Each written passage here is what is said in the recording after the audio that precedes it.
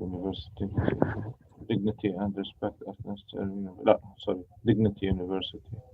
فيها Dignity University. خلص. ما أقدر.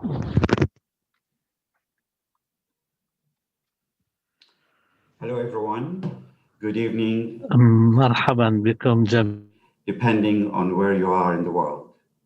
A very warm welcome to all of you on behalf of the organizers of this event, the Center for Conflict and Humanitarian Studies based here in Doha, and the World Refugee and Migration Council. My name is Sultan Barakat. I'm a professor at the Doha Institute for Graduate Studies and an honorary professor at the University of York in the United Kingdom. I'm delighted to moderate today's discussion, in which we shall explore some of the more effective ways of placing refugee return and reintegration at the heart of the international development agenda. The world is currently facing a major displacement crisis, with approximately 80 million people being forcibly uprooted from their homeland, with 45 million of them being displaced within their nation's borders. In 2018, the Arab region alone contributed approximately 40% to the global total of displaced people, with Syria accounting for 13 million, roughly split between refugees and IDPs, followed by Palestine with more than 8 million displaced persons. This time last year, our sister organization, the Arab Center for Research and Policy Studies, led by Dr. Azmi Bishara, held a pioneering conference for Arab academics that brought for the first time academia with professionals to discuss the issue from an Arab perspective. And one of the issues they've highlighted was the importance of ensuring durable solutions to displacement and how critical that is as a strategic challenge facing us all today. It is critical because of the growing political and socioeconomic strain on host states that has been growing over the last few years, which was probably made worse in a number of contexts due to COVID-19 pandemic, as well as due to the recent international pressure on refugees to return home, driven by rising anti-immigrant populism in Europe and elsewhere. Whilst host country integration represents one option for a durable solution, it is refugee return that ultimately offers the most durable of solutions, with a wide range of social and economic benefits to the individuals concerned, the refugees, their communities, as well as their states of origin. Successful return and reintegration requires innovative ways of tackling displacement, not just as a short-term humanitarian issue, but more importantly, as a central piece of reconstruction and development thinking at both the national and regional levels. To help us delve into these issues and offer substantive ideas on how we can best place refugee return and reintegration at the heart of international development, I'm delighted that we have such a distinguished set of speakers with us here today. The plan for today's session is that we kickstart the discussion with a keynote address by His Royal Highness Prince Hassan bin Talal of Jordan, Honorary Chair of the World Refugee and Migration Council. We will then follow with short contributions from Alexandra Bilak, the Director of Internal Displacement Monitoring Center, Dr. Abdullah Darderi, United Nations Development Programs Resident Representative in Kabul, and then Ambassador Dr. Ahmed Meraikhi, Advisor for the United Nations Secretary General, as well as Mr. Giles Merit, the founder and Secretary General of Friends of Europe. Following those four interventions, we will then have a chance to receive questions from both the participants and our wider audience. A select number of distinguished academics, practitioners, and policymakers were registered as participants, and they will be able to participate directly in this webinar. So all you need to do, those of you who have that status, all you need to do is to raise your hand, and I shall direct the question to you and turn the audio to you directly. We really want to hear from as many people from amongst our audience, and I know that we've been followed by a few from around the world. And if you happen to be following us through Zoom or Facebook or Twitter or YouTube, please use the question and answer function in those applications, and my colleagues will make sure that I receive your questions and I will address them to the panelists. I know that we have a number of very serious issues to discuss in this hour and a half, and maybe time won't be long enough, but we will try and make sure that our questions and hopefully the responses are as concise as possible throughout this discussion. So to start with, allow me please to introduce His Royal Highness Hassan bin Talal, who is our keynote speaker for today. His Royal Highness is known worldwide for his outstanding contributions to knowledge and wisdom on some of the most difficult issues that have to do with addressing poverty, inequality, and displacement. He wears many hats, including being the president of the Arab Thought Forum and the chairman of the West Asia North Africa Institute.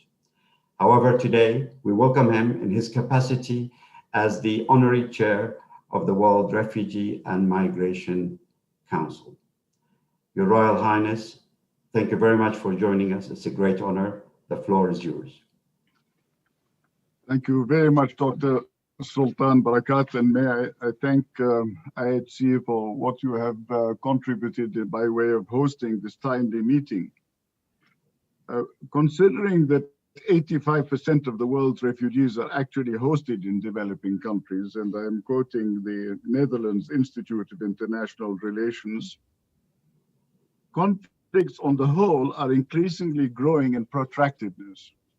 Only 3.9 million refugees were able to return to their homes between 2010 and 2019, compared to roughly 10 million between 2000 and 2010, and 15.3 million in the 1990s.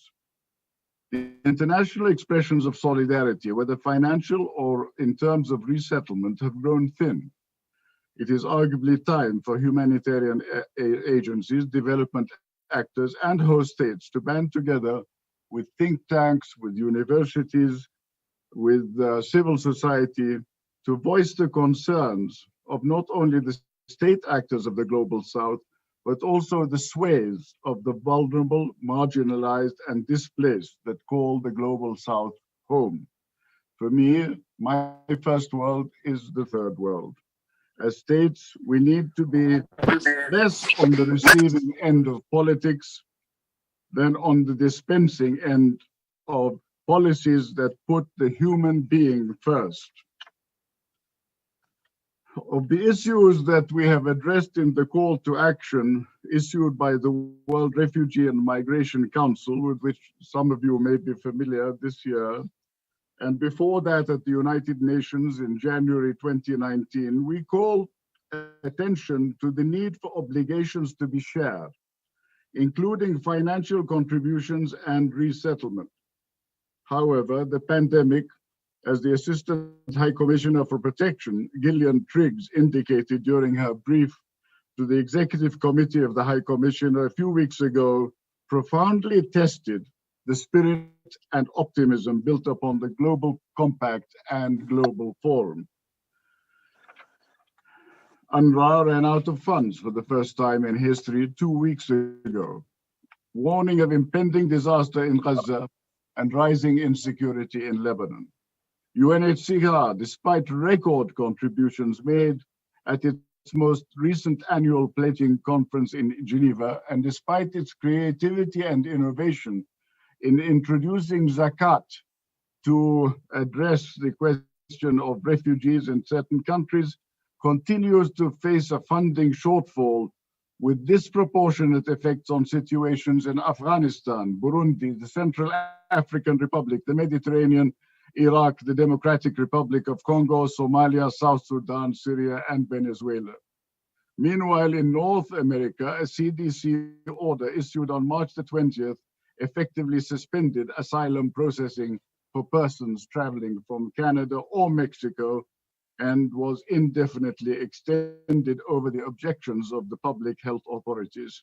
And in Canada, Denmark, and Sweden, policies involving the proactive review of refugees' continued need for protection have been adopted, while Hungary, Poland, and Slovenia have pushed Europe to, in the words of Dawn Schotti, a former director of my old university Center for Refugees at Oxford, says a generalized brutal hostility toward the refugee and asylum seeker is what we are witnessing. And the EU's new pact, migration and asylum, prioritizes border security over access to asylum. It has thus become abundantly clear that the majority of so-called developed countries have now adopted a lockdown, may I say, fortress attitude in terms of refugees and future demographic trends. The problem with encouraging refugee return and reintegration at this juncture with regards to the Syrian conflict is the fact that in the Syrian case, much as in the case of Yemen and Libya, return can only occur when the conditions on the ground are right. Refugee return and reintegration remains an unlikely policy prospect until deep, just, and fair political settlements to these conflicts come into being.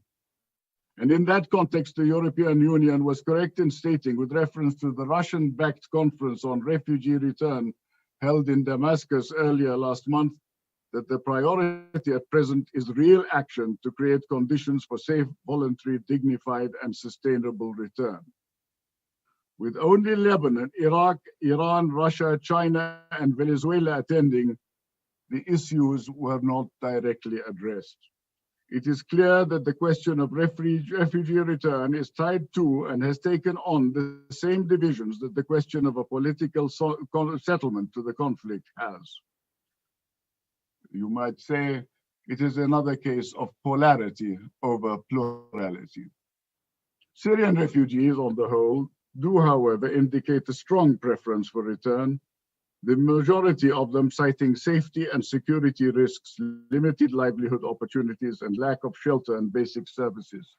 However, I am thrilled to have a report issued by Stanford University, which has still not been peer group reviewed, which gives us the evidence from Jordan and Lebanon indicating that it is not so much the conditions in host countries that dictate the possibility of return as it is the conditions in countries of origin. Why I'm thrilled?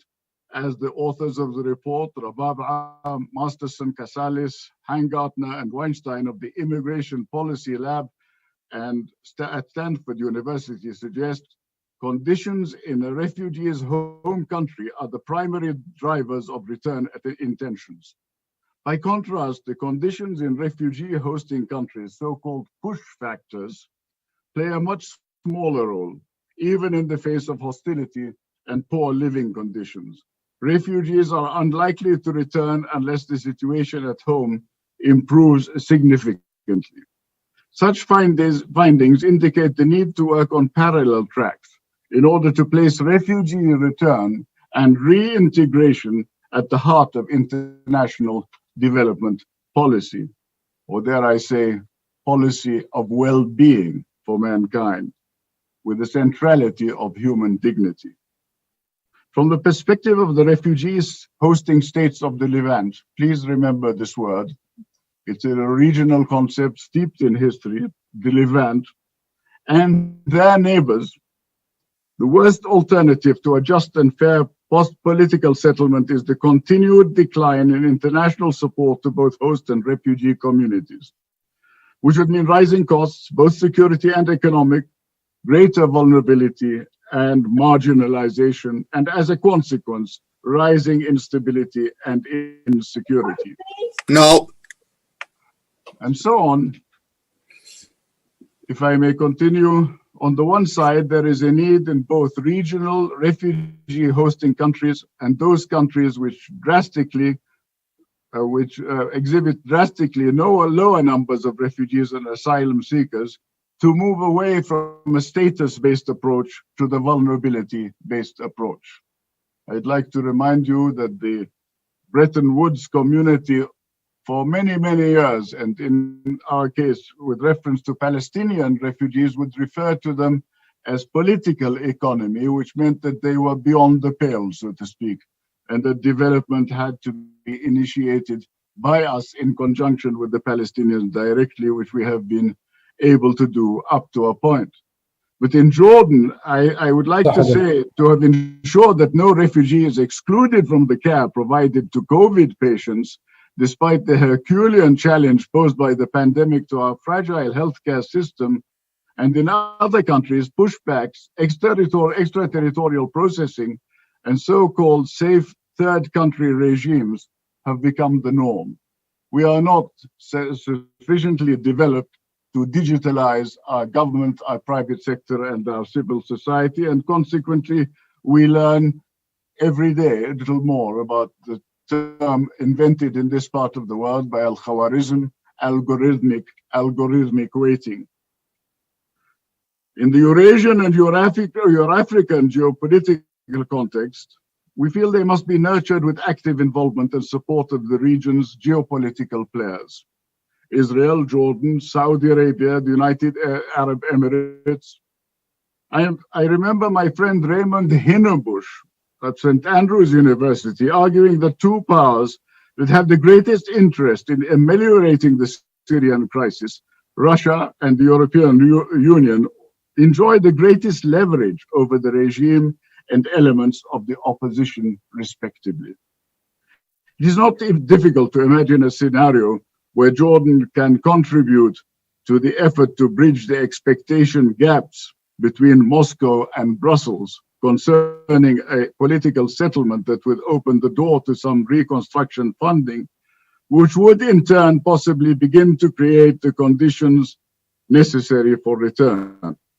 After all, and sadly, regrettably, the impression in many parts of this region is that the United States would rather inflict pain on the Syrian population in the unrealistic hope that this will eventually pressure the regime into talks or generate a revolt against it.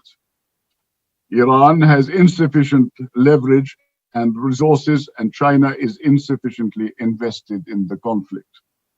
As Hinnebusch argues, the EU has the carrots, the funds, but in making unrealistic demands regarding a political settlement, it may dissipate its potential leverage. Russia needs to accept that enough political reform to co-opt major portions of the opposition is unavoidable and ought to be able to get more leverage via sticks, intimating that its commitment, and I'm quoting Hinnebusch, is neither open-ended nor unlimited and depends on progress on a more inclusive progress. Both the EU and Russia would also have to understand that the alternative to some form of a minimally satisfying and agreed upon political settlement would be worse. A failing state with potentially damaging spillover effects for Europe and its regional allies, and the loss of its significant investment in the stabilization of Syria for Russia.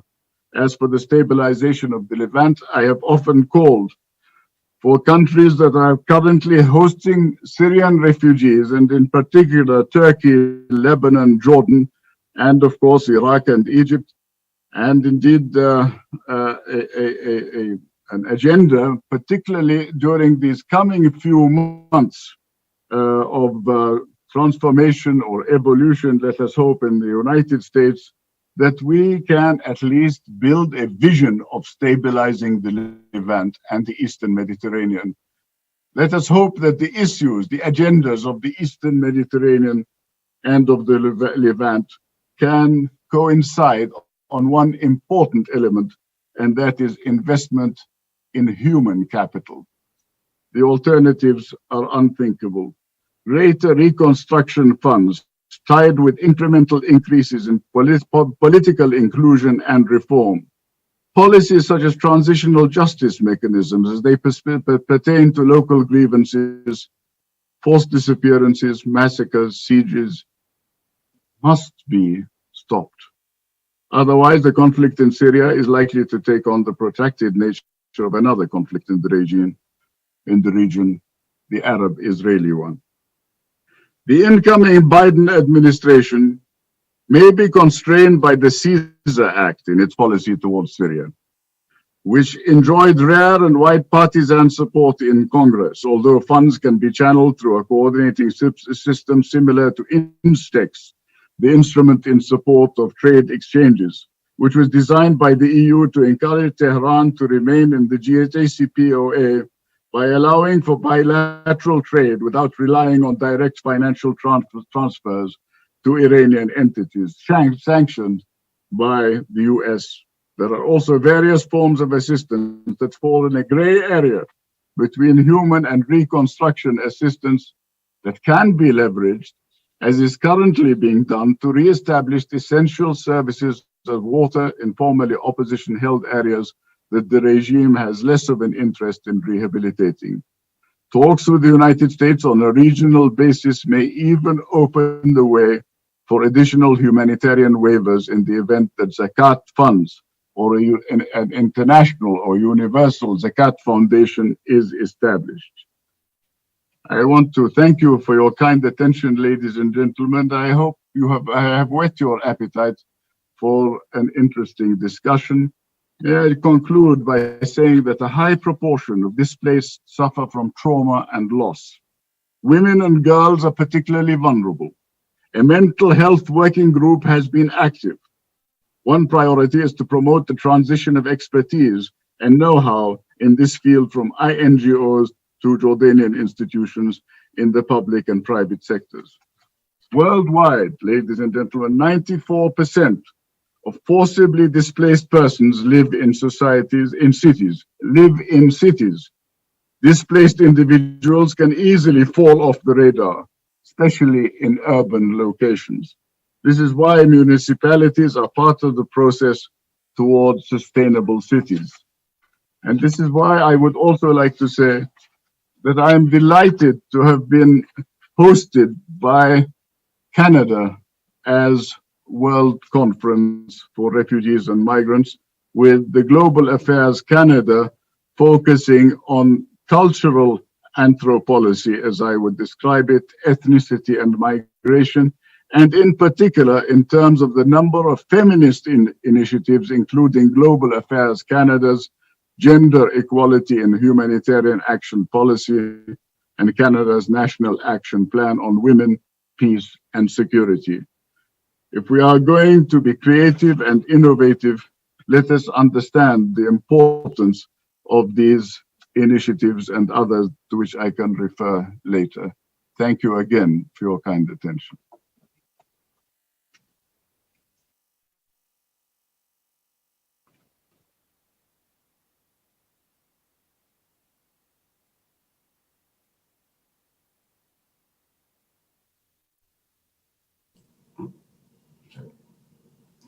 Thank you very much, Sidi Hassan, for this wonderful introduction. As expected, you've really covered a great deal of ground, all the way from the very local to the very global, in relation to what the issues are and what are the challenges facing refugees, displaced, and their return. I noted many issues which will come back to you maybe later in terms of questions over. But one issue really struck me is the emphasis you placed on the need to protect dignity. And I think that in itself requires a really a lot of discussion and in-depth discussion as to how we can make what has very much become mechanical policy and responses into policies and action that put people's dignity first, in appreciation of them being the core actor for the development and stability in our region and elsewhere. With your permission, I'd like now to move on to our second speaker, Ms. Alexandra Bilak, who is the director of the Internal Displacement Monitoring Center based in Geneva. Ms. Bilak joined the IDMC in 2014, first as the head of policy and research, and later as the director in 2016. In 2019, she was appointed as a member of the Expert Advisory Group for the United Nations Secretary General's high-level panel on internal displacement. She brings to the IDMC a great deal of practical experience, on the ground experience, And of course, she is very widely published and has been advocating on behalf of internally displaced for a long time. Would like Alexandra now to take the floor and maybe build on what some of what Sidi Hassan addressed, with a specific focus on the issue of internally displaced and how that may differ from refugees. Alexandra, the floor is yours. Thank you very much, Professor Sultan, and good afternoon and good evening to all of you ladies and gentlemen. And a big thank you to CHS for organizing this event, which focuses on such an important topic. It's an important topic for several reasons, many of which have been laid out very well just now by His Royal Highness. As you said, the issue of refugee return and reintegration is critical because it touches on the present and future well-being and stability of countries and communities. And it has become, as such, I would say, the test case now for the effectiveness and the success of national and international development policy. I would like to place this issue in a wider context of forced displacement and human mobility, looking beyond the refugee category to what we call the full displacement continuum. Indeed, displacement does not start or end at a border. Looking at global numbers, the majority of the world's forcibly displaced today, be it by conflict, by violence, or by disasters, are displaced inside their countries of origin. At the end of 2019, IDMC estimates that there were 50.8 million IDPs, internally displaced people, which is nearly double the number of global refugees. Of the 45 million IDPs that are displaced by conflict, 34 million live in only 10 countries. These are Syria, Colombia, DRC, Yemen, Afghanistan, Somalia, Nigeria, Sudan, Iraq, and Ethiopia. Now, these countries are also some of the largest refugee-producing countries in the world, which shows that there is a link between internal displacement and cross-border movement. Those IDPs who experience protracted crisis in particular and who don't find protection and assistance at home will, in some cases, cross borders to find that assistance elsewhere. Similarly, refugees who are returning back to their country of origin and finding upon arrival the same conditions of insecurity that forced them to leave in the first place may become internally displaced again. So although return is considered the preferred solution to displacement crises, a return movement in itself, as has already been said, doesn't always constitute an end to displacement. According to the definition of a durable solution contained in the Interagency Standing Committee's framework on durable solutions for IDPs, a durable solution is achieved only when internally displaced persons no longer have any specific assistance or protection needs that are linked to their displacement, and only when they can enjoy their human rights without discrimination on account of their displacement. Now, if we applied this criteria or this definition to returning refugees, many would in fact be considered internally displaced. Over the last 2 years, my team at IDMC has conducted close to 1,500 interviews with IDPs, with refugees, and with returning refugees from Afghanistan, from Colombia, Iraq, Myanmar, Nigeria, South Sudan, and Yemen. And over 3/4 of all the returning refugees who we surveyed, of all the returning refugees who we surveyed, over 3/4 were living outside their area of origin at the time of the research. Most had been unable to complete their return journey, and others had been displaced again after return. Even among those who'd been able to resettle in their area of origin, many were finding it difficult to rebuild their lives and remained in situations of heightened vulnerability. So the challenges met by returning refugees make it impossible to qualify their return as sustainable. They meet several challenges. Some go back to their former homes, as I said, only to be displaced again by conflict or by violence. Others are even unable to return to their areas of origin at all. In South Sudan, for example, we met many returning refugees living in what we call protection of civilian sites because they felt unsafe going back to their areas of origin. Upon return, they're also not often guaranteed an adequate standard of living. 40% who owned property prior to their displacement said that it had since been destroyed, and many others said that their property had been damaged. For those whose homes have been destroyed, damaged, or occupied, opportunities for property restitution or compensation are often limited. This is the case from Iraq to Nigeria, and in some places, like Colombia, those who even seek property restitution are sometimes then targeted by armed groups. His Royal Highness made reference to transitional justice mechanisms, and I think in this particular case, access to damaged property and restitution of assets should be an integral part of transitional justice mechanisms that are sadly often lacking in many of these countries. Access to employment and livelihoods is another hurdle, since their assets are often lost or destroyed following displacement. And actually, we found that over 80% of returning refugees that we surveyed were finding it difficult or even impossible to survive on their current income. There are also all sorts of other obstacles, some of which have been mentioned. Of course, the issue of mental health is a critical one. The trauma, the loss that is suffered by refugees or IDPs is often very underreported and overlooked by many assistance programs, as well as the lack of documentation, the loss of personal documentation, which becomes an obstacle to access other forms of either education or income. Despite these challenges and the inability of many returnees to find durable solutions, very few returning refugees actually end up being counted and included in IDP figures. And likewise, unless they live in IDP settlements, returning refugees are unlikely to receive any form of assistance beyond the basic reintegration package that they're given during their return movement. When it comes to returning IDPs, we see very similar challenges. In Iraq, for example, large-scale closure of IDP camps is pushing IDPs to return, but it's likely that it will take a long time for them to effectively reintegrate in their communities because they're facing a lack of housing upon return, continued insecurity, and of course the presence, the remaining presence of mines in many of the return areas. We're concerned, therefore, that the closure of these camps could trigger secondary or tertiary displacements, as we've seen in other contexts.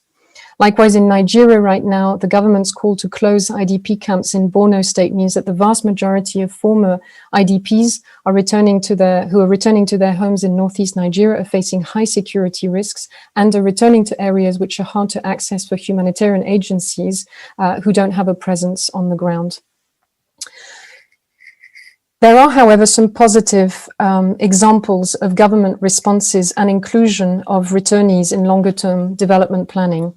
In Afghanistan's 2013 national IDP policy, for example, the definition of IDPs includes returning refugees and deported migrants who are unable to settle in their places of origin as a result of insecurity. As a result, both IDPs and returning refugees have a right to request and to receive humanitarian assistance. In the same way, Somalia has also developed a national policy on refugee returnees and on IDPs, in which returning refugees who are unable to return to their areas of origin or who experience secondary displacement upon return are categorized as IDPs. However, despite this, and let me end on this note, more needs to be done to ensure that returning refugees are not considered to have achieved a durable solution simply because they've arrived back in their country of origin. Displacement, both internal and cross-border, should be considered as a continuum so that the proposed solutions encompass the issue more holistically and so that return can be incentivized whilst at the same time maintaining social cohesion and contributing to longer-term peace and stability. Thank you very much.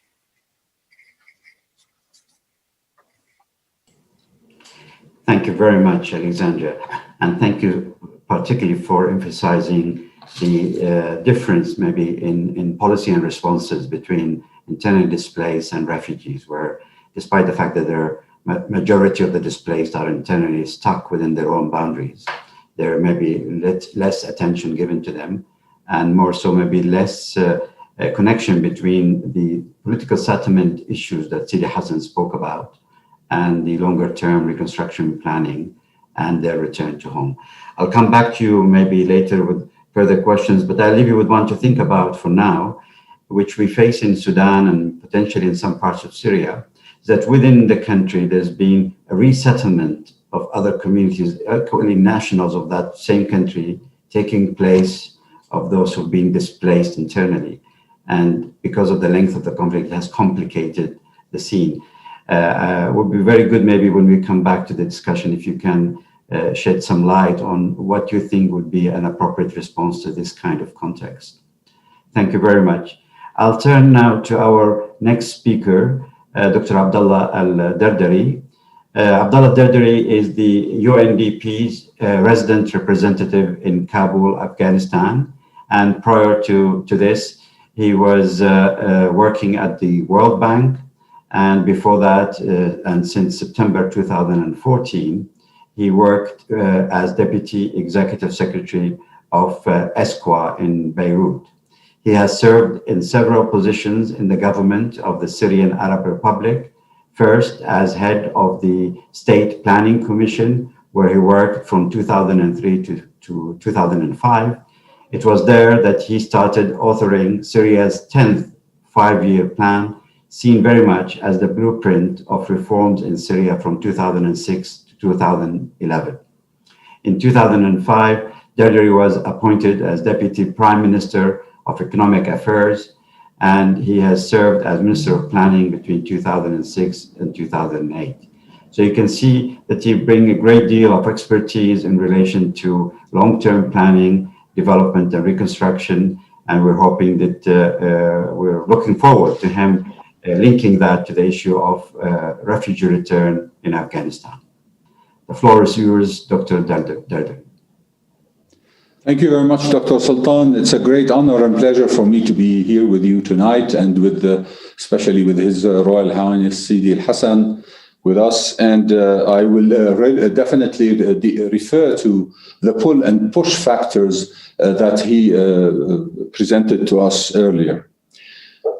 Afghanistan today has around 3 million refugees still outside the country, mainly in Pakistan and in Iran. Those 3 million refugees, if they return to the country over the next 3 years, and we are just doing some modeling and simulations on that as we speak, they will actually lead to an increase in unemployment by at least 6 percentage points, an increase in poverty rates, and a reduction in GDP, and especially GDP per capita, by 8%. The reason for that is that the labor market in Afghanistan today is what we call a rigid labor market. Unemployment is almost 70% now after the COVID-19 pandemic. So the newcomers, if they start returning, there is no place for them in the labor market, which means they will only push the average wage in the country down, and they will only lead to a decrease in GDP per capita without any tangible increase in GDP in general. Had it been a less rigid labor market, there would have been some space for those refugees to go to productive sectors. And in fact, in a more flexible labor market, they could have they could increase GDP by about 3.4 percentage points, and they would even increase GDP per capita. So what I'm trying to say is that the pull factor in the country is going to be a determining factor, first on how many people return, but then most importantly, what will happen to those people and what will happen to the economy and the host communities receiving them. In other calculations that we have been making, there are different scenarios for social protection schemes for this possible return. A social protection umbrella that can provide cash transfers to 1 million returnees every year for 3 years will cost about 5.5% of Afghanistan's GDP. That's almost $1.1 billion a year. This is exactly third of the 3.3 billion pledged at the Geneva Conference for Afghanistan just a few days ago. Now, if third of the pledges would go to a temporary cash transfer program that would not change the structure of the economy, And it would not lead to a dramatic increase in growth, employment, and inclusion in the Afghanistan economy. It is clear that we will need much more resources in order to absorb, but absorption from a point of view of sustainable economic and inclusive and sustainable economic growth. And we know now that this is the maximum the donors are willing to give to Afghanistan or capable of giving to Afghanistan over the next 4 years, over the possible years of return, and hopefully, inshallah, the possible years of peace, as the peace talks painfully but gradually and slowly moving forward in Doha.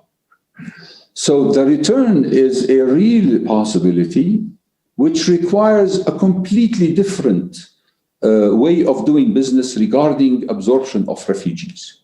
Yes, we will still need massive humanitarian aid, but it's very clear from the simple numbers that I gave you that humanitarian aid alone will not be sufficient. In fact, humanitarian aid, even if we spend the $1.1 billion of cash transfers I'm telling you about, levels of unemployment will remain the same. What is required is a changing in the needle from focus on humanitarian aid to Afghanistan to bringing development to center stage. Now, we know that development aid also is capped by these 3.3 billion, because this is the number for both humanitarian and development aid. And we know that 3.3 billion a year will maintain, if not even increase the levels of poverty and unemployment. So what is required is a paradigm shift in the structure of the Afghanistan economy away from rent to a much more productive economy. What is required is a much stronger integration of the Afghanistan economy in regional and global economy. We estimated that the potential for improved relations, trade relations with the region will give Afghanistan 4 percentage points of GDP growth. That is remarkable. So regional integration, changes in the value chains in Afghanistan, focusing on value job creation rather than on rent economy as it has been the case, and also moving from funding to financing. At the moment, Afghanistan has become clear to all of us that even if we could receive the $3.3 billion a year, first, there is an absorption capacity. Secondly, that funding is not sufficient. The country needs at least additional $1 billion of private investments every year to make a dent in the current levels of employment and economic growth. And that in itself is so essential in order to bring in the refugees, to bring them back, and translate them into an economic opportunity for Afghanistan. Refugees in Iran and Pakistan bring higher levels of skills than the population inside the country. They have seen different experiences in job creation and entrepreneurship. If the economic structures move in the direction I've been talking about, in the direction of creating a real pull factor, not just push factor from Iran and Pakistan, but a real pull factor inside Afghanistan, those refugees can become a very powerful force for growth. Our estimate today is that ceteris paribus, with nothing else changing, the return of those refugees in a more flexible labor market would give Afghanistan 3.5 percentage points increase in GDP. That's considerable, but not sufficient. And therefore, ceteris paribus doesn't work anymore. Business as usual doesn't work anymore. And what's called for is this paradigm shift in the structure of the Afghanistan economy. This means that aid should focus on changing that, inducing this paradigm shift. Thank you very much. Thank you so much, Dr. Abdullah. I think this is wonderful summary of what are the challenges that Afghanistan face today, particularly in the light of the talks in Doha. I think development is again at the heart of this political stability, and for them to reach an agreement, it's got to be addressed. I'm just wondering, maybe when we come back to the round of discussion, are you doing anything about understanding the conditions and the skills of the displaced in the place of displacement at the moment? And are there any plans to work with the host country on a transitional phase where programs of collaboration can take place to make sure that we build, as you rightly say, on the economic opportunities that can be created by these people based on the skills they've acquired over more than 20 or 30 years of displacement? But we'll come back to this. And now I'd like to turn to Dr. Ahmed al-Meraikhi. Ambassador Dr. Ahmed al-Meraikhi is an advisor to the United Nations Secretary General. Prior to that, he served as the United Nations Secretary General's Humanitarian Envoy from December 2016 until 2019. He also served as an ambassador to the State of Qatar at the Ministry of Foreign Affairs. Dr. al-Meraikhi is a member of the UN SERF Advisory Group and had been elected to be the vice chair of the group back in October 2015. He served as vice president of the Qatar Regulatory Authority for Charitable Activities, and that since 2014, and I think this post continues. At the same time, he is the founding, or was the founding director of the International Development Department at the Ministry of Foreign Affairs, where he served from 2010 to 2016, and had also served as Director General of the Qatar Development Fund. Dr. Meraikhi, the floor is yours. Thank you, Professor Sultan, and it's an honor to be with His Royal Highness today, and with all what I've heard with the distinguished panelists as well. We are as they said, the number speaks. So I think we have to go to how can we find the best solution for all these crises, especially we now facing the country fatigue. The most of the country, the member state, they said until when we're going to pay and contribute. Their contribution is generous to the UN, but I think we have to think out of the box and find out how can we also face all these kind of crises. Nowadays, I am leading the two initiatives, one with the private sector, and one I'm trying to find the way for the Islamic social finance. The private sector, they play very crucial role. I've been in many of the refugees camps, and I saw how much the impact of the private sector that has been have in the camps and the refugees camps. And as Royal Highness said, the dignity, it is very important. How can we save the refugees' dignity? And I can give you one example with the private sector. When we visit one of the camps, and the MasterCard came and tried to implement the card instead of voucher or the cash in the refugees camp, and it was very successful that we save at least the dignity of the refugees.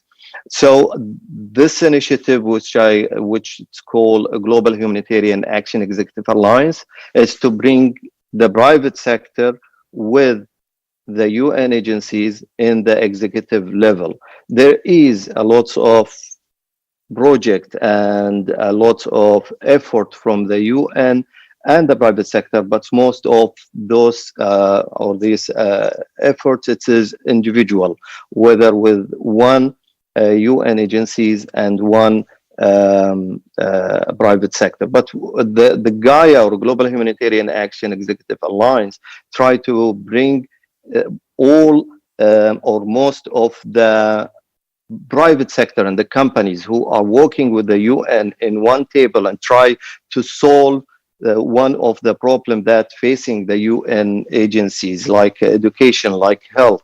Like now we are in COVID. How can we come together and try to solve this problem in different perspective, in terms of, I mean, private sector perspectives, because each of the private sector each private sector has their own skills and the know-how to do it on the ground. So when we sit together and try to solve one problem, I think this will be very effective and very crucial. Another initiative which is the Islamic Social Finance, and His Royal Highness also mentioned about the zakat. I think this is one of the most important issue nowadays. How can we use the zakat fund through the UN? As you know, the money transfer nowadays, it's become very difficult to transfer from country to country. I think if we can find a vehicle and a mechanism through the UN, I think it will be easy to use it for the refugees. I've been in UNRWA camps, and I saw how much they need the cash, and the zakat could solve this kind of a problem. And just a very simple calculation: if we have the zakat from only the Islamic company, it will be around $300 billion. So just imagine, it is according to the study that I've read, it is between 300 billions to 600 billions. For example, if we just take the humanitarian overview, what we need only 35 billions. So I think if we use the Islamic social finance, just the zakat, I think it will fill the gap that we needed to help the people in need. So I think we have to think out of the box. We have to find the means and to bring everyone in board and try to solve all the problem. It is not only the private sector, not only the member state, but also the NGOs, the academia. I think everyone, we should, even the refugees themselves, we should also bring them to us and listen, because we used to act according to the report that we have, but most of the time we not listen to the refugees and the people who are in need, and how can we help them, because just a tiny idea from them might help us to improve our way to serve these people who are in need.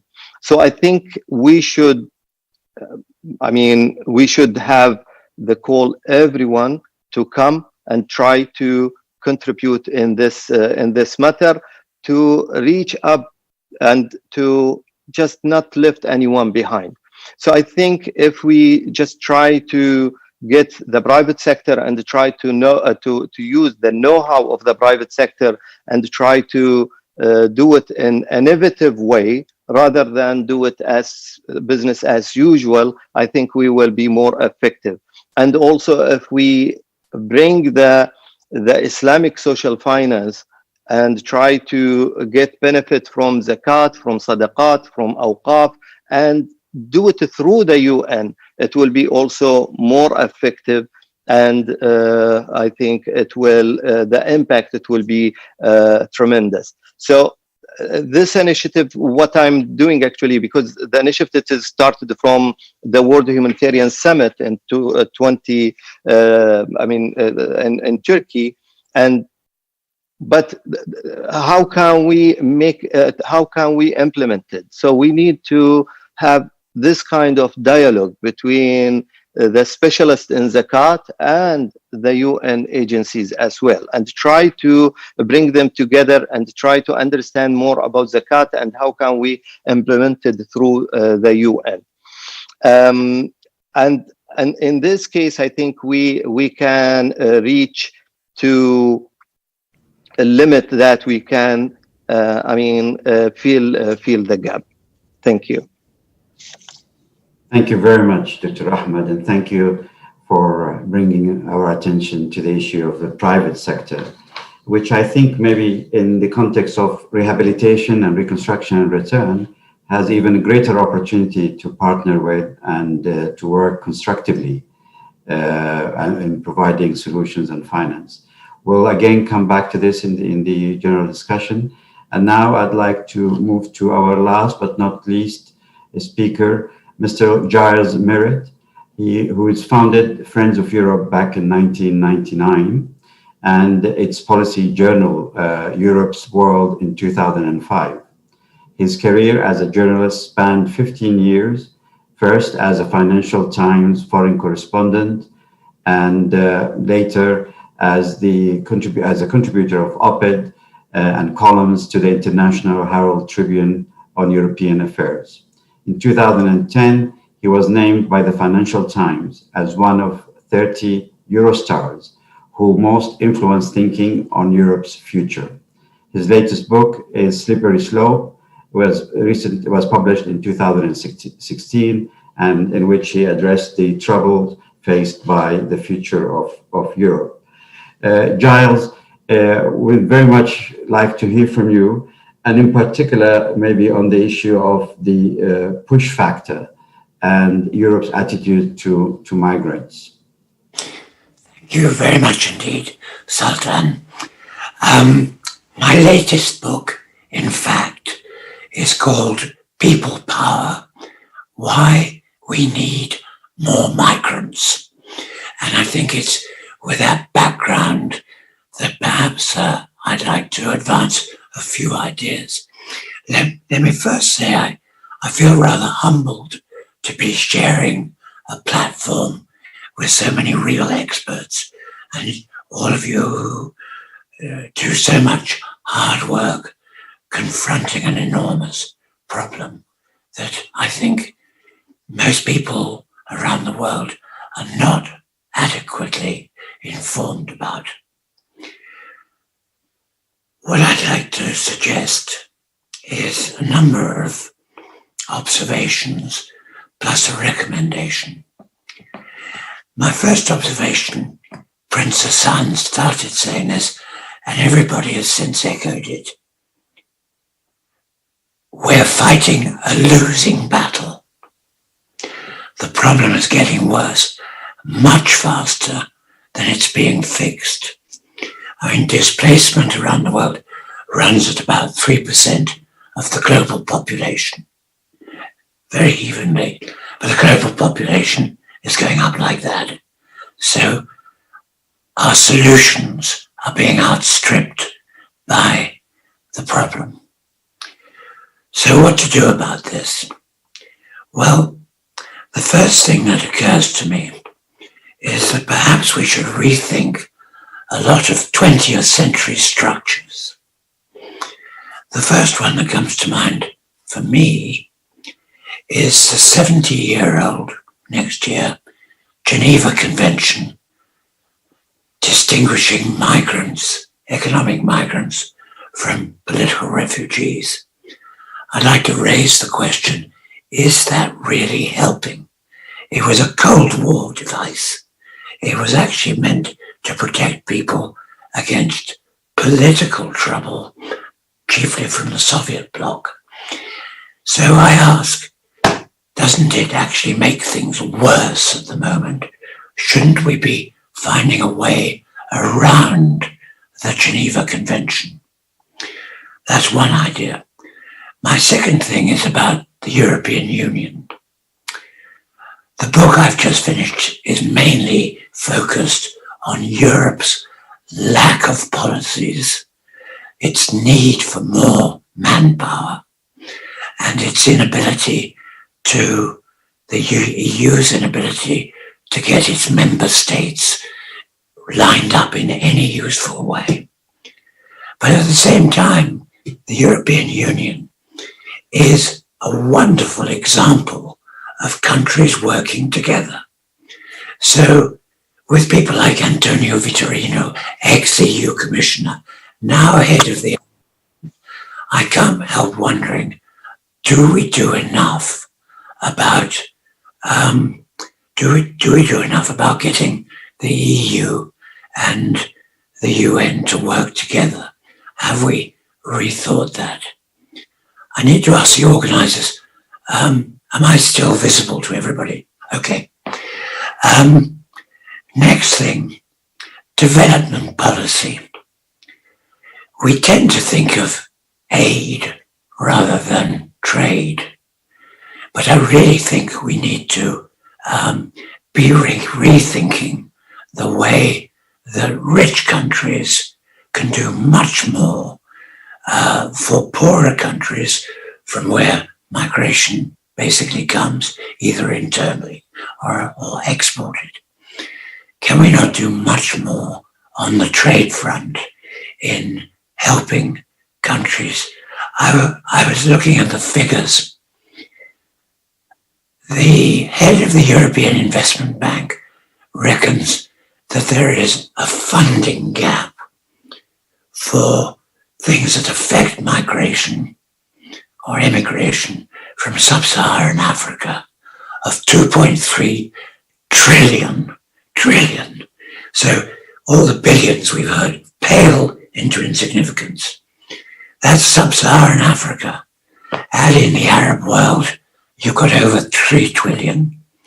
Add in the rest of the sources of displacement, Asia, Latin America, and so on. You're looking at $6 trillion of missing money. So what are we going to do about that? Well, I think the first thing is just let's take the COVID crisis as a catalyst for rethinking the way we present the whole problem and enlist much more public interest and support. Because I found when researching my book on migration, it was very hard to get an overall picture. It's a muddle of different statistics, different points of view. So my final suggestion is that the UN and the EU and perhaps America under its new administration put together an info board, something that everybody can click onto and which tells you at a glance a number of things, the current statistics, but arranged in an understandable way. A league table of what different governments are doing and not doing. A league table on the private sector, what the private sector, where is the problem and where is the solution. And finally, a look at the sort of patterns that we're looking at, projections of where things are going to get worse, projections on where we are on refugee and IDP camps, and trends and the movements of people around the world. But something that we have as a common thing, we harness new technology and we have something that people can call up on their laptops at any moment and check and get a picture of how things are going.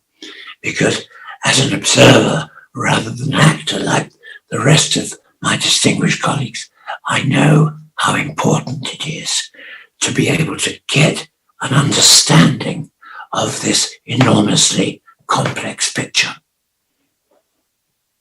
Thank you, Sultan. Thank you very much, Giles.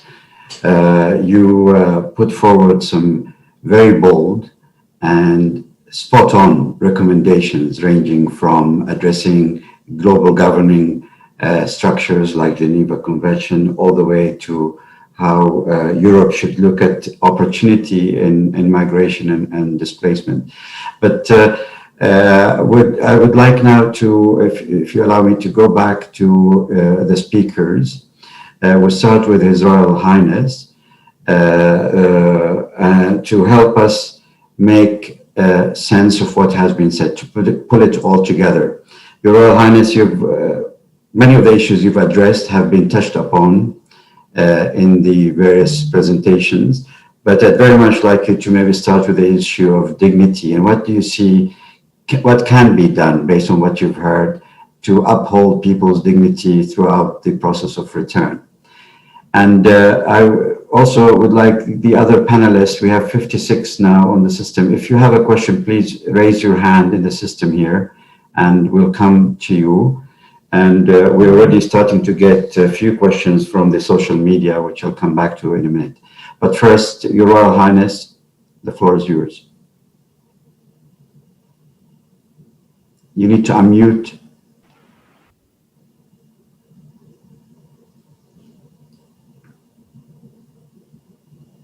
First, Giles, I'd like to say to you directly, the first attempts to model and empirically examine the decision-making problem facing refugees from their own perspective, not from the perspective of policymakers in Europe and the United States, has been made by our Canadian friends at the International Immigration Policy Lab, and that is in combination with ETH Zurich.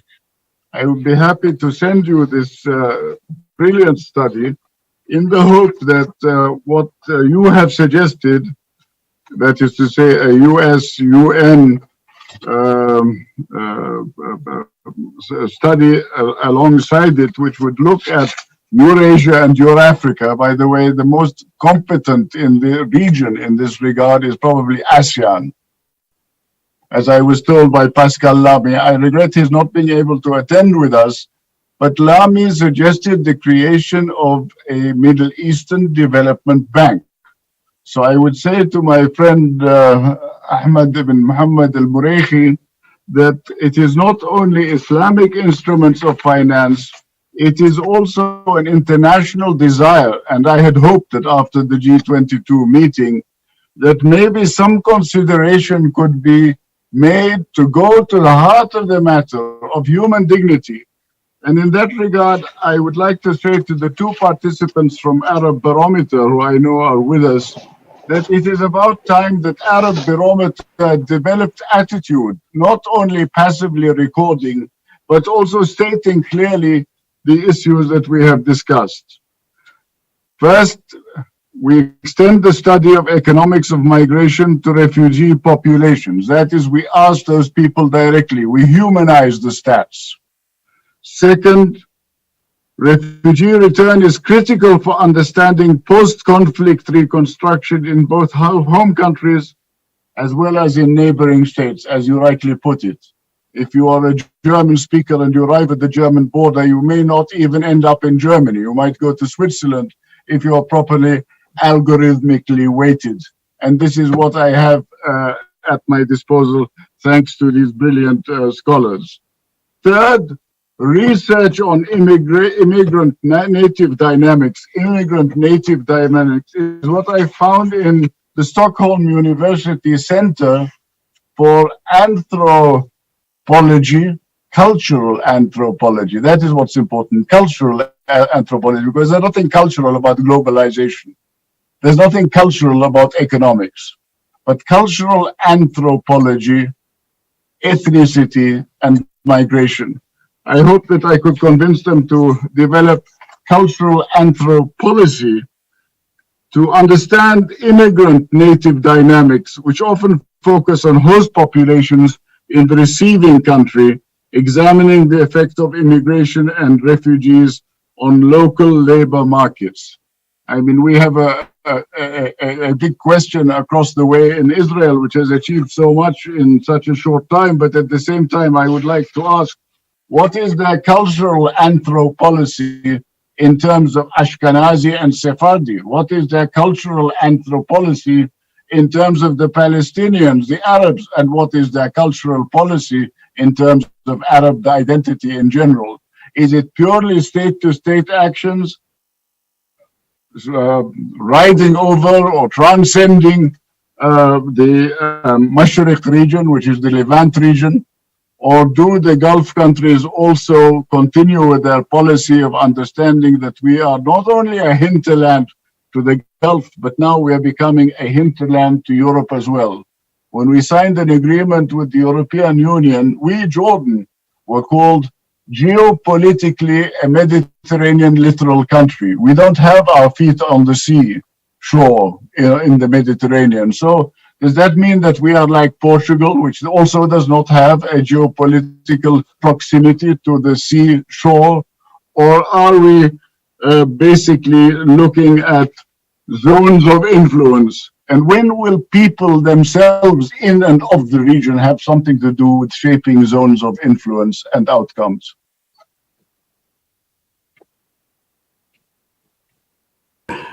Thank you very much, Sidi Hassan. I'd like now to move to Ambassador Meraikhi. Ambassador Meraikhi, you emphasized the importance of the private sector and also raised the issue of Islamic social funding. And we have received a question here, which the question is basically saying, how would you sell this, the private sector, in a context where there is so much corruption at the moment?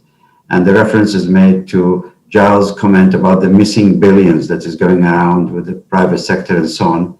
How would you sell that, and how will you align that with the requirements of Sharia law in terms of the use of zakat money?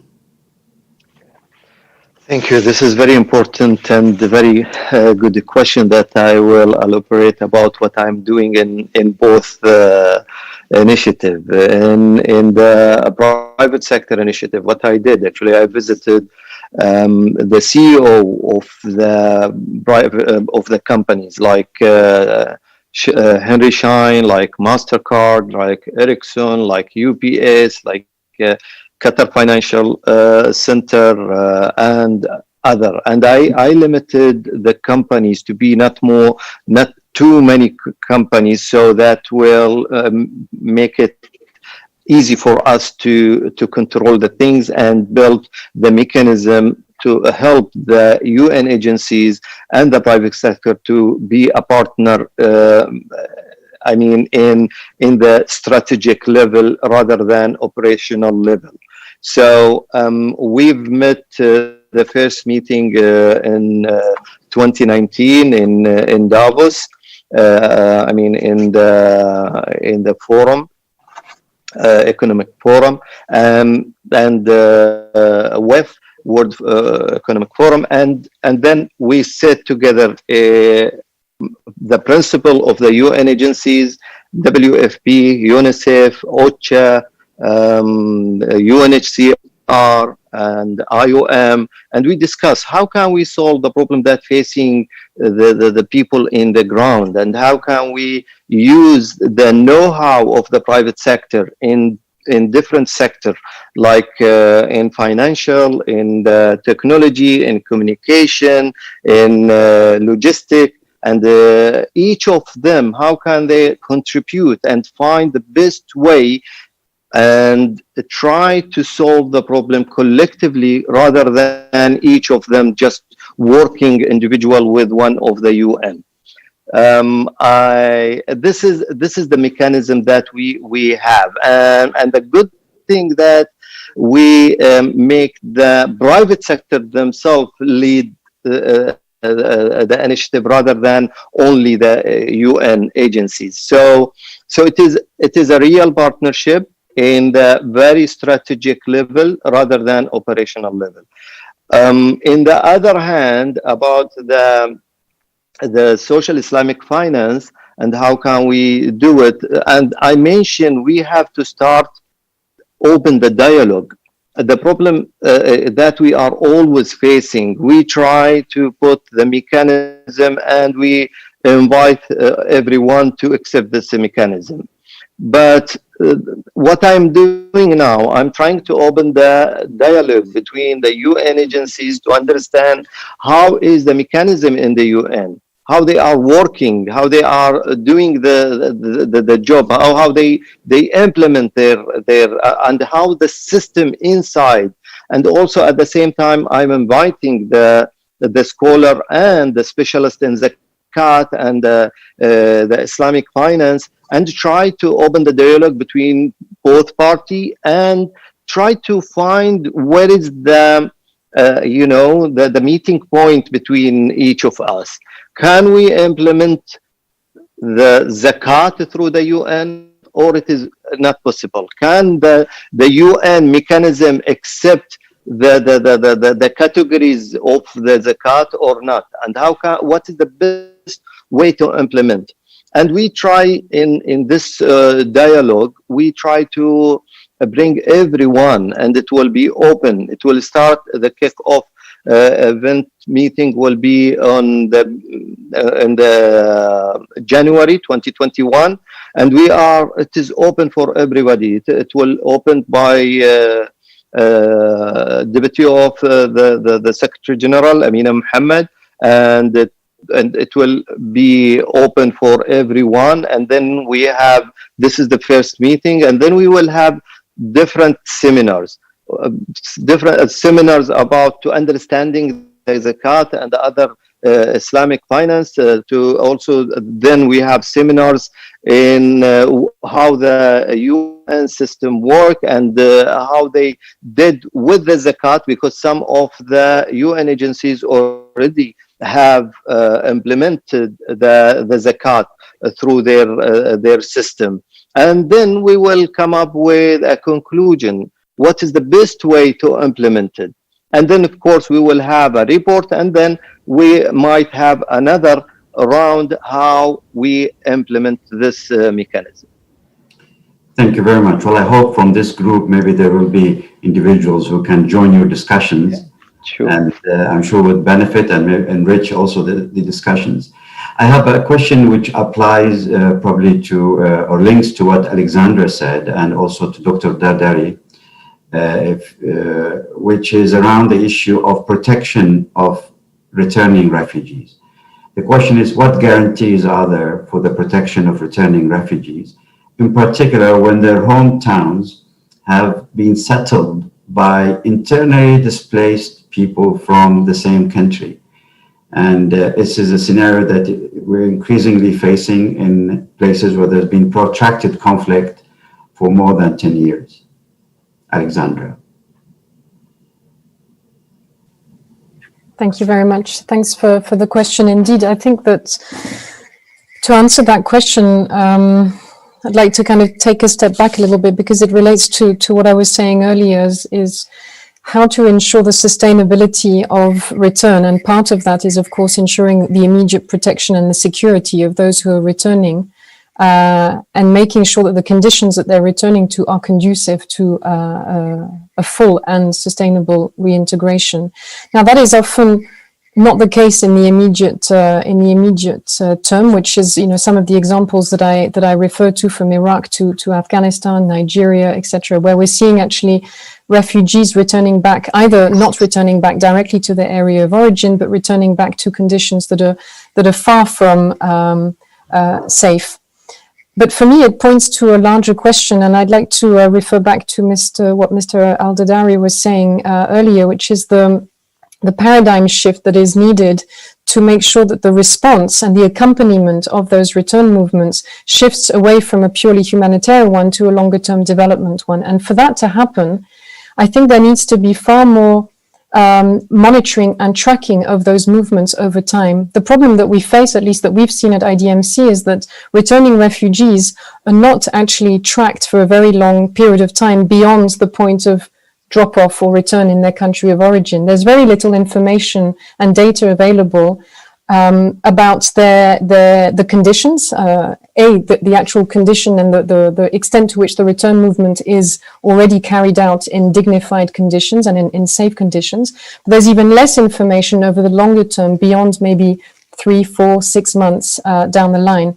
And in order for us to be able to ascertain the extent to which people are effectively reintegrating and integrating alongside host communities that, as you say, have been in place or have shifted during displacement as well. So in order for the international community and the national government to ascertain the degree, literally the degree of social cohesion and how that social cohesion evolves over time, you need a lot of data, and you need a lot of information to be collected on all sorts of indicators. And unfortunately, and this is where I think we do see a difference between refugees and IDPs, there's very little investment, or not little, but I would say there's insufficient investment in data collection and monitoring, particularly of IDP return movements and reintegration movements. So you were asking me, Professor Sultan, about Sudan earlier.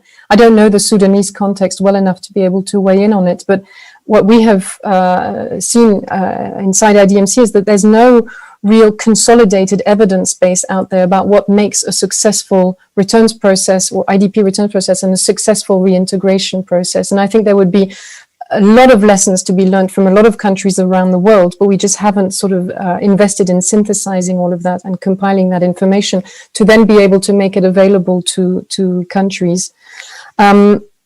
And I think that there needs to be that data collection, and that analysis has to focus not just on the socioeconomic costs of displacement, because there is a cost and there's an obvious one, but there are also benefits, as many of the speakers have also said. And understanding, doing that cost-benefit analysis, I think, is what would then incentivize more focus on return and reintegration, and incentivize governments to provide that assistance over the longer term.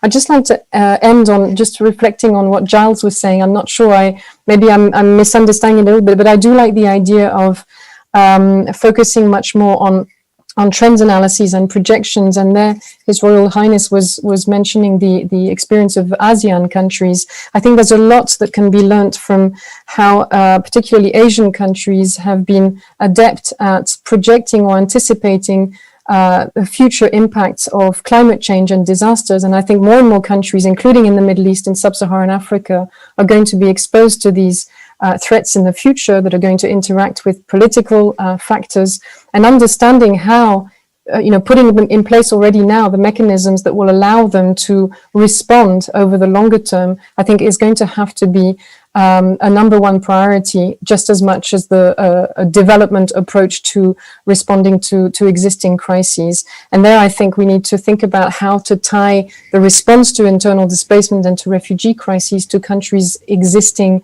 national priorities, which unfortunately is not yet the case in all countries. It's still very much siloed out as a humanitarian issue and not embedded in a country's national development and risk reduction agenda.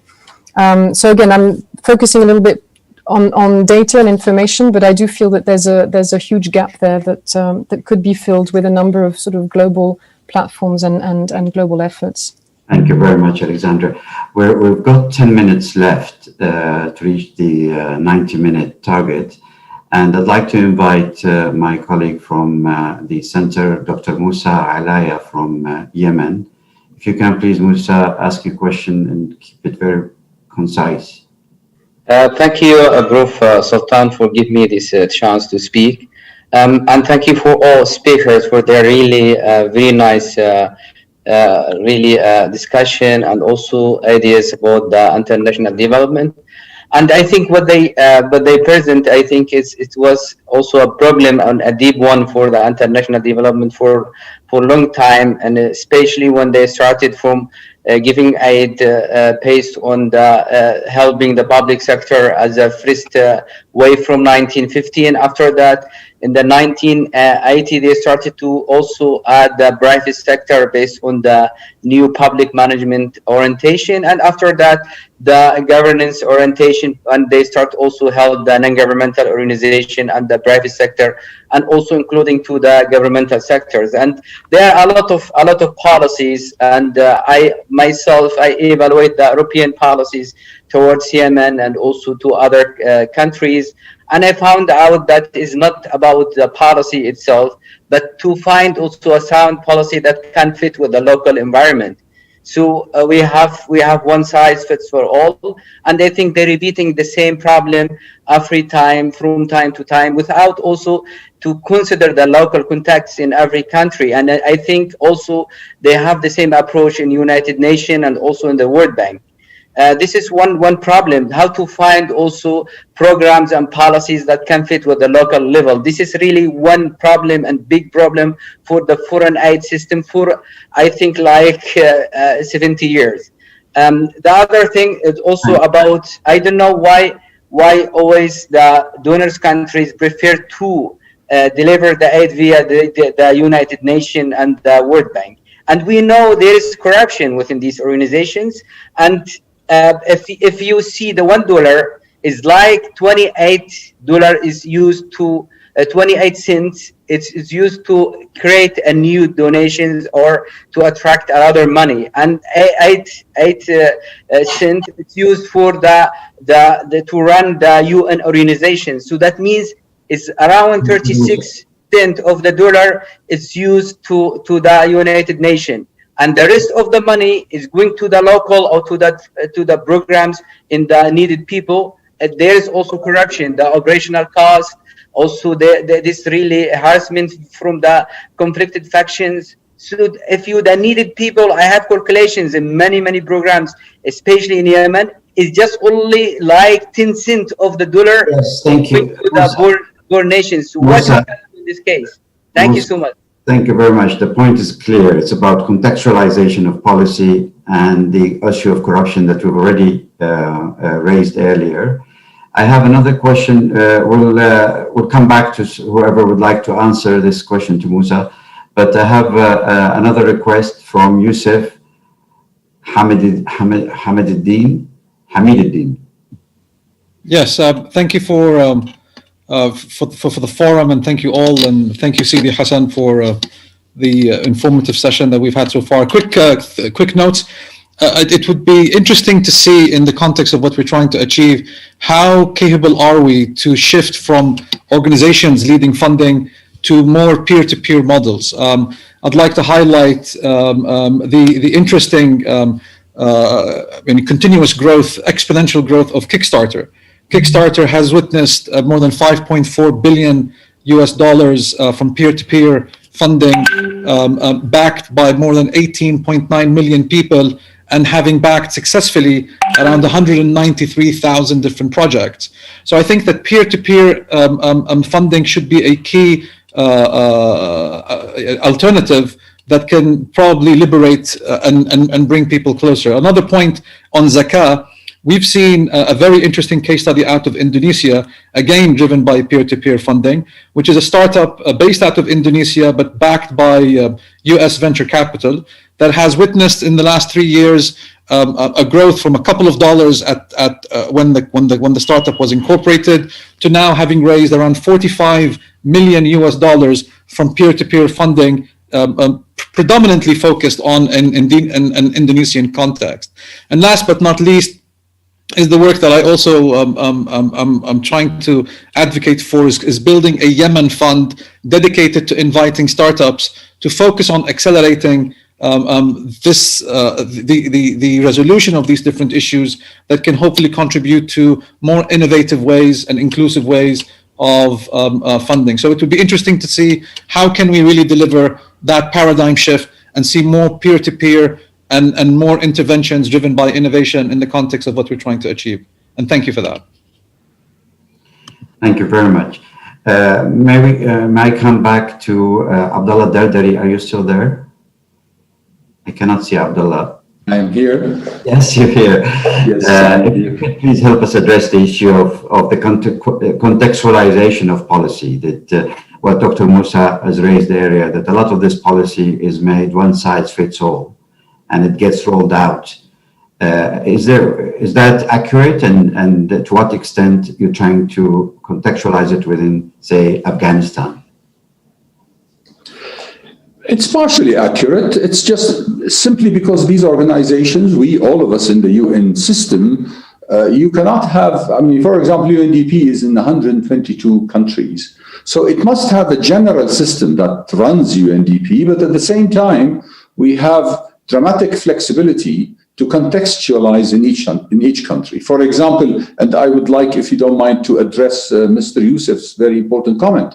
We are now working on a very important platform for sustainable development goals finance in Afghanistan, moving away, as I said, from funding in the traditional way into innovative financing of development projects, using blended finance, using crowdfunding, using Islamic sukuk for environmental projects like renewable energy and irrigation systems.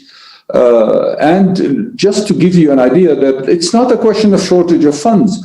Afghans have deposits in US dollars in Afghanistan banks of $9 billion.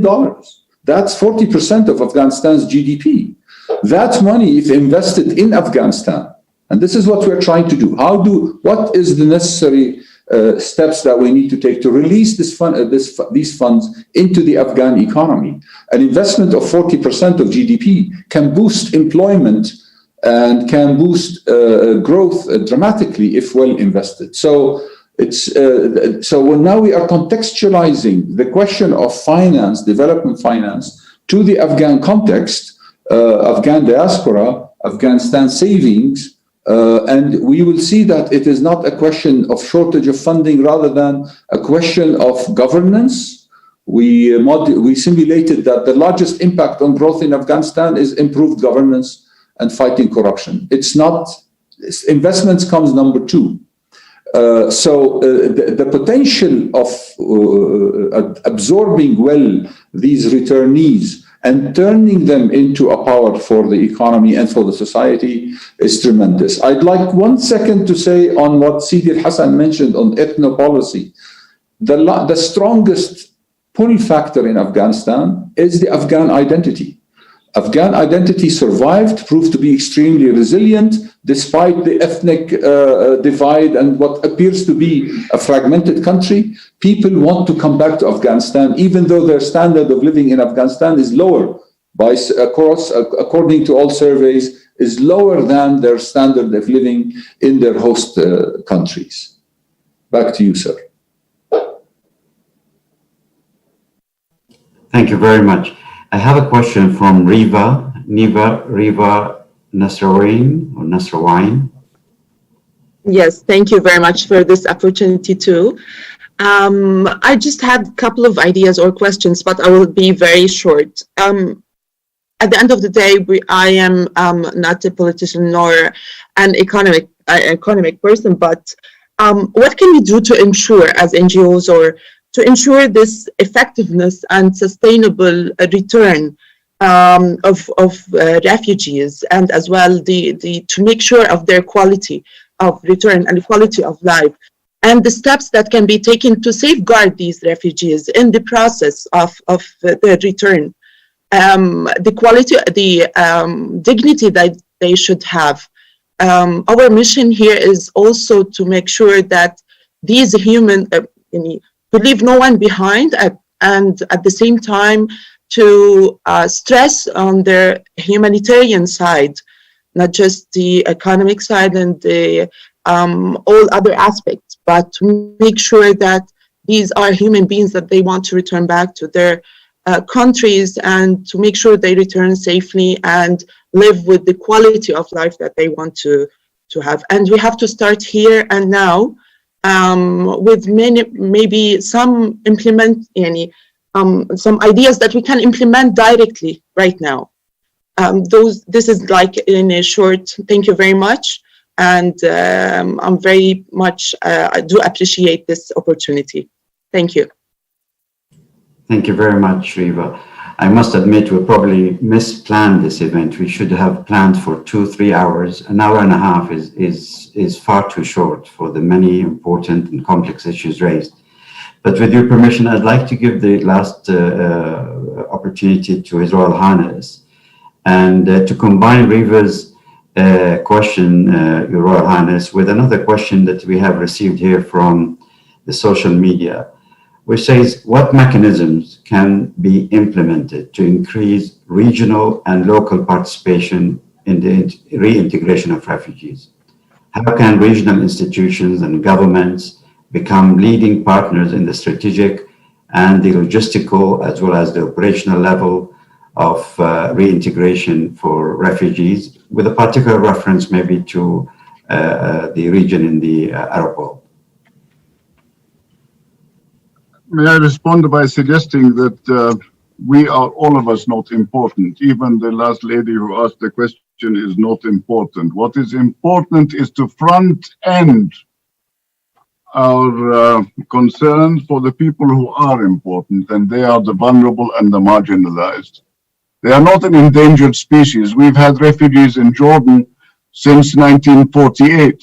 Have you bothered to go down to those refugee camps and find out under what conditions they have evolved, have been reaccommodated in terms of Jordan's integrated process? I would like to ask directly, all of you, whether it is humanly possible to talk about this front ending in terms of we're asking the questions. We ask, when do refugees return?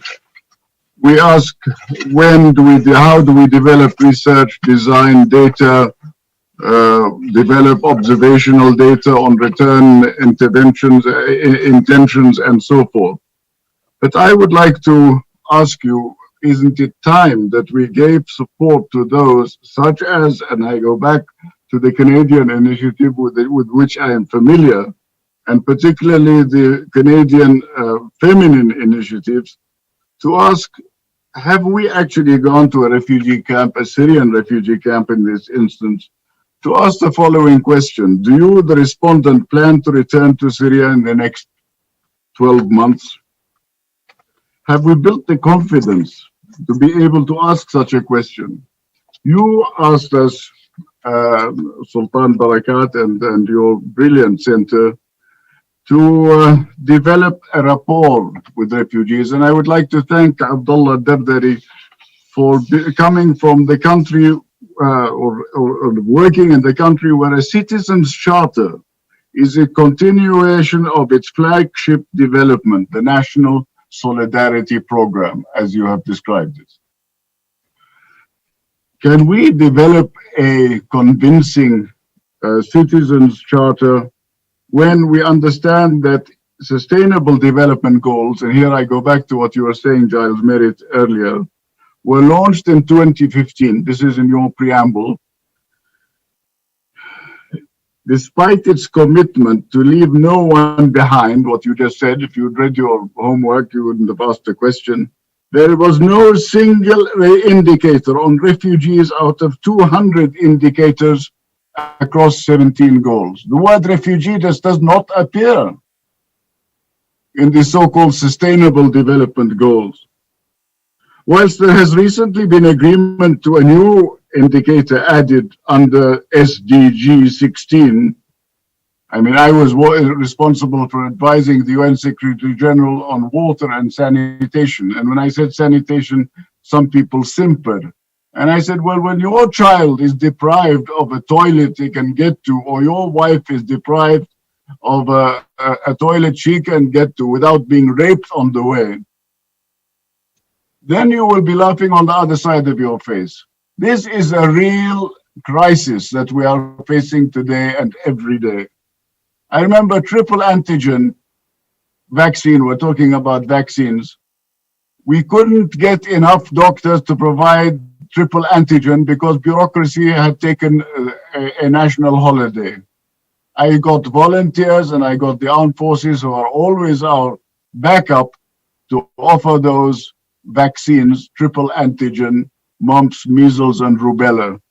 I'm just wondering why it is that refugees and migrants, among those most vulnerable in disasters and hazards. And I would tell you, as you have told us, Sultan, that the Sendai framework for disaster risk reduction, displaced communities are peripheral rather than a major concern. So if the Sendai framework for disaster risk regard refugees as peripheral, I would ask also why it is that if we have a United Nations disaster risk reduction, why don't we have a disaster risk prevention in terms of some samplings of what could be done? You asked us, and I'm concluding with your questions, what works in ensuring the effectiveness and sustainability of return as a durable solution? I would say regional politics. We cannot transcend a single border and manage our water, our energy, our food, our nutrition, let alone our education nexus, if we don't look regionally at the issue. And that includes the whole of the Levant region. It includes potentially Israel, but as I keep saying, Israel does whatever it wants, and it is wherever it wants, any time of the day or night, because it has superlative backing. So it's not a question of my going and lobbying in Washington for the next few months and saying refugees, refugees. There has to be a change of mindset to focus, as Professor Lindner has told us, on the movement, the progression from humiliation to dignity. We are told by a prominent political scientist in Europe, Dominic Moisey, that the Europeans are afraid and we suffer from humiliation. What are they afraid of? They're afraid of our refugees. And yet here Giles Merit, a respected member of the European Union and community, tells us we need young blood. That's what I understood. We need young talent. We need new migrants. Well, tell that to the people who regard us as Arabs and Muslims as wild beasts. Tell it to the extreme right in many countries, including the country just down the road, who have no cultural affinity for us. The question of a civilized framework for disagreement means that you can disagree with me. I will respect your right to disagree with me. And you will respect my right to express my view. But I think this is also a cultural issue. How do we develop a region after we have destroyed Mesopotamia after the intervention in Iraq?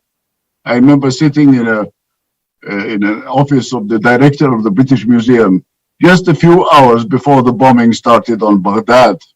Baghdad of history, not Baghdad of Saddam Hussein.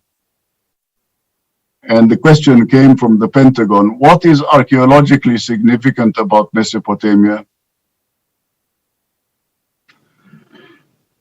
In what ways can we link return to progress in reconstruction in states of origin? I would say that the Mediterranean, and here is the role of Europe, the trillions that you mentioned, should reach out to our northern littoral and regard it as a nexus. I only heard one American Secretary of State in my lifetime saying the Mediterranean is a nexus. Cyrus Vance said the Mediterranean is a nexus. Otherwise, 1 minute we are the soft underbelly of NATO, the other minute we are good neighborhood policy, the third, there's an alphabet soup. There are silos in the United Nations system that don't talk to each other, that are competing with each other at the expense of the public good.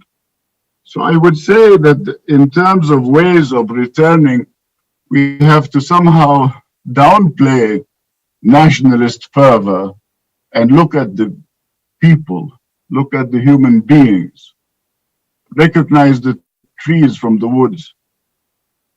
Are host countries, you asked Dr. Sultan, able to continue coping given the current COVID-19 pandemic and subsequent economic turndown? What steps can be taken to safeguard refugees and prevent ill-judged returns? Well, I would look at this region once again and say we need an ECOSOC, an Economic and Social Council, based in the region. So we address the region from this region. We address the world from this region. We don't listen to what New York has to say, or what Geneva has to say, or what Paris has to say, or London, or anyone else, or Riyadh in the G22. We say, before we hold the summit meeting, what do the private sector, the undersecretaries, the civil society have to say in recommendation for policy alternatives? If you have policy alternatives, you have a right to live and live comfortably. If you have no policy alternatives, then you are inviting the very anarchy that you claim to fear. How can the international community balance between its humanitarian and developmental responsibilities towards returning refugees and the desire to see political regimes behave in accordance with international law and standards? I had the privilege of working with leading luminaries in the 1980s. Simone Weil was one of them, Robert McNamara was another.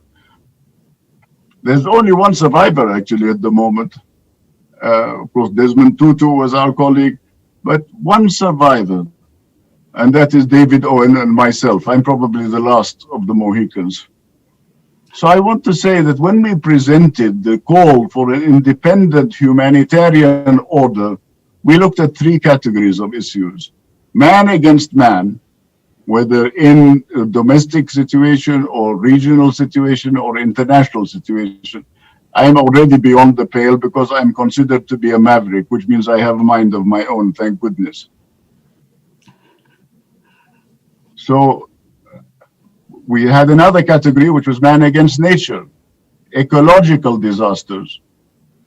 And we had a third category. We were in Stockholm in the week of the Chernobyl disaster, which was man-made disasters. I wasn't in Japan when they had this most recent tsunami and nuclear disaster, but let's not forget that these things are happening around us. And when they talk about Iran and disaster prevention, the fact is that any outbreak, any conflagration in this region, and I say it particularly with great respect to my Gulf friends, any conflagration, any bomb that lands short of its target in the neighboring country, in the country we neighbor, the prevailing westerly wind will kill all of us, including certainly myself, because we do not even have shelters. We don't have nuclear-proof shelters. We don't have chemical-proof shelters.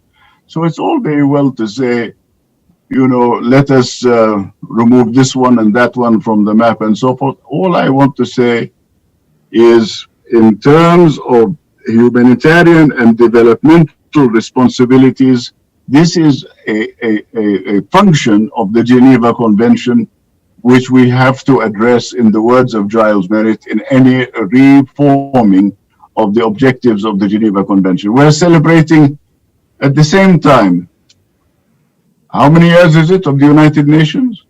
75. 75? And how many years of Nagasaki and Hiroshima? 75. So you have the shit in one hand and you have holy water in the other.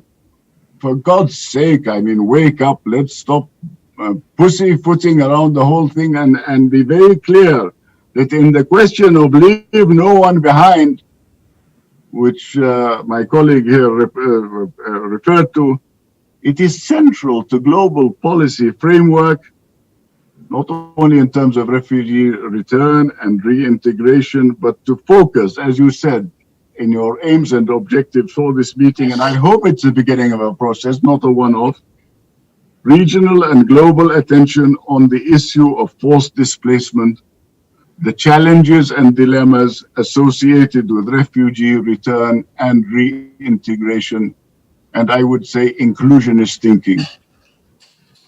So I would like to thank you very much for considering effective strategies and more prominent positioning of the refugee return and reintegration issue and mobilizing new sources of support. By the way, I would say to Sayyid Ahmed al-Meraikhi, I appreciate everything he said, but please remember one English politician, not a very prominent one, but a man called David Cameron. David Cameron wanted to turn London. He went to a school called Eton, which I, having studied at Harrow, of course, looked down on, because there's always this competition between public schools and English education. But anyway, he went to Eton for better or for worse.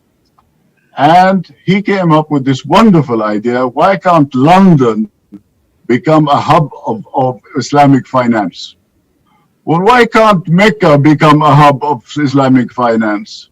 Why is it that when they build a shiny building in Paris or London and call it Islamic banking, although I find a contradiction in the two, or call it Islamic bonds or Islamic leasing, why do they put like jam on bread and butter the word Islamic?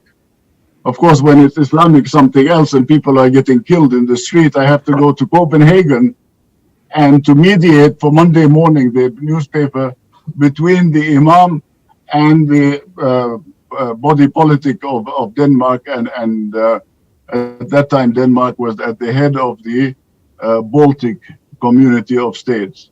And I said, you all have blood on your hands. From Dakar, Senegal to Dhaka, Bangladesh. You have moved millions of thousands of people's feelings, rightly, wrongly, to what degree, whether they should be civilized citizens of the earth, or whatever you like to say. Who has the responsibility for this blood on the hands? And I want to say once again that when you come to Islamic zakat, it's only 2.5% of your wealth, not of your income. What's 2.5% of the wealth of the Muslim world? And what is it in contrast to the benefits, that it benefits not only Muslims? When a child comes to your hospital with cancer, you don't say, is he this or is he that? Or is she this or is she that? You say, this is a human being and we have to save his or her life. And I want to maybe say to my Yemeni friend, first you asked about corruption in the Arab world. The absence of straight thinking is also a form of corruption. Good governance is the antidote to corruption. I had been hoping that coming from the Yemen that you would have asked about the IDP response in Yemen. And I want to salute Filippo Grandi, who has sent me all kinds of information. It's so encyclopedic that I can't cover it, but the Horn of Africa, Yemen, the Red Sea. And he says, and I quote, UNHCR started the distribution of cash assistance to help internally displaced families prepare for the winter. Is it the responsibility of UNHCR alone to do that? Over the reporting period, partners worked with displaced communities to set up some 900 new transitional shelters in Aden, Lahaj, Taiz, Hudaydah. About 3,380. This is tokenism, but they're doing it. Like the Red Cross would be working in certain areas too. It may be tokenism, but they are actually doing it. كبر مقتا عند الله أن تقولوا ما لا تفعلون. Yes. They're doing it for the Mahara in Hadramaut, in Ma'rib, in Hudaydah, in Sa'da, in Jof, in Ib, and in Taiz. And what are the politicians of this region doing, talking about bringing pipelines from the Arabian Sea to the Mediterranean Sea? I have no objection to infrastructure, but what is it going to do to the marginalized and the vulnerable people? Is it going to make them more bitter because of being excluded? Or is it going to be inclusive and contribute to their human dignity? I rest my case. Thank you very much, Your Royal Highness. I'm afraid we need to conclude the session on these wonderful thoughts from His Royal Highness. And we feel, at least at this center, the Center for Conflict and Humanitarian Studies, we're trying to address one of the main concerns of Sidi Hassan, and that is to be focused on our region and our culture. And I'm very grateful to the opportunity to work with the World Refugee and Migration Council on this.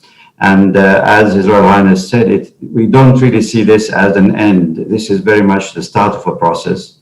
We have held our first conference last year. We identified the issue of return as a priority to be engaged. And we hope to continue in partnership with all of you who've taken part in this seminar to try and find some solutions and address the issues in a way that preserve people's dignity while address their immediate security and the need for our region to act regionally based on its own resources even. Thank you very much to all for taking part in this. Thank you to our technical team and the teams both at the World Refugee Migration Council and the Center who helped put this together.